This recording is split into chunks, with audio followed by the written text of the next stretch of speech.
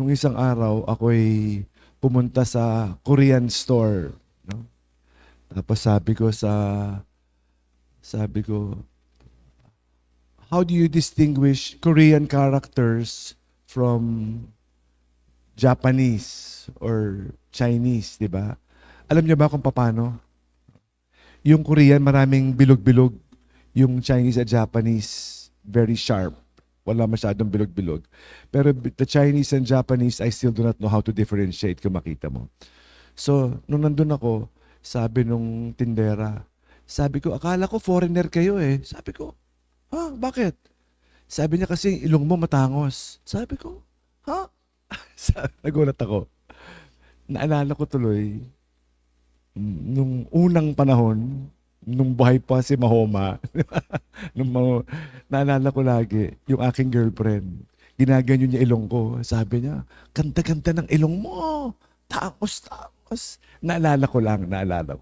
Sabi ko, many times, we take things for granted. I never appreciated my nose na sinasabi niyang matangos, di ba? Para sa akin, ilong, no big deal. Sabi niya, ganda-ganda ng ilong mo. Lagi niyang ginaganyan araw-araw. Sabi ko, there are so many things we take for granted. Many things. Yung nasa harap mo, hindi mo makita. Si Jesus, na mamaya, no? Tinapay magiging Diyos ng buhay. Nasa harap mo na. Yung iyong palad na mapalad, mapalad. Salamat sa palad. Pag tumingin ka sa palad na may palad, ang tawag ay sawing palad. Pag tinignan mo yung, uy, mas maganda yung palad niya. Oras na tumingin ka sa palad na may pangad, sa ilong na may ilong, magiging sawing palad ka. No? So, magpasalamat ka kung ano meron sa palad mo. Salamat sa Diyos. At pag nahirapan ka, natutok sa katumingin, di ba? Pagdaupin nyo inyong iyong palatag magdasal. We seek signs. The signs are here. Ano pa hinahanap-hanap mo? Bakit hanap tayo ng hanap na himala? Naku, kailangan ko pumunta roon. May himala daw doon. Kailangan doon. Naku, mag-abroad pa. Naku, kung saan-saan pupunta para maghanap ng mga signs. We want miracles. Nandiyan dyan na sa harap mo. Binabaliwala lang natin. Yun ang problema.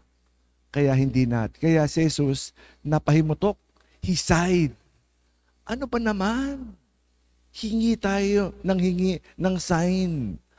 Nandiyan dyan na nagbubulag-bulagan o bulag ka lang kaya hindi mo makita.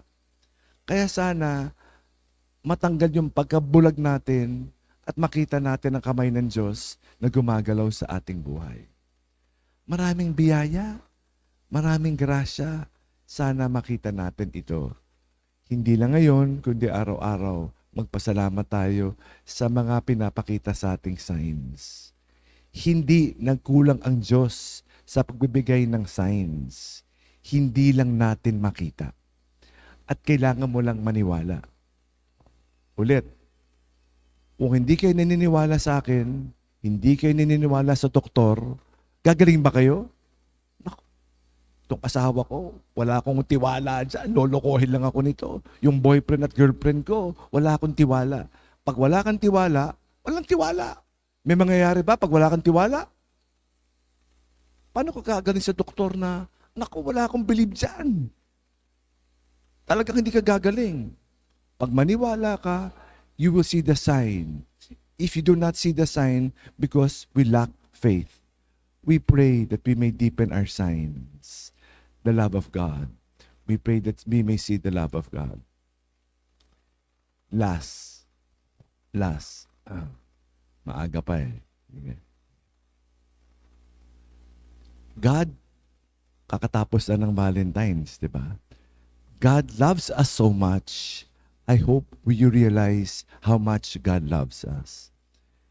Kung makita natin, kahit na mamatay ako ulit, I wish I can go back to earth and be given an opportunity again to experience the love of God. Life is good. In faith, God is good. Parang sa iba, ang hirap-hirap naman mabuhay. Ano ba ng buhay to? Kasi hindi natin makita yung kamay ng Diyos. Pag hindi natin makita ang kamay ng Diyos, ayaw mo na mabuhay. Ayaw mo na bumalik kung sakaling may buhay pa ulit ha. Ayoko na. Ang hirap-hirap maging tao. Kasi hindi natin makita ang kamay ng Diyos. Pero pag makita mo yung kamay ng Diyos, it is good to be back again. If there is such a thing as reincarnation, but of course, we do not believe in that, di ba? But if you were given a life again, it is good to be alive because of the faith the good Lord has given us.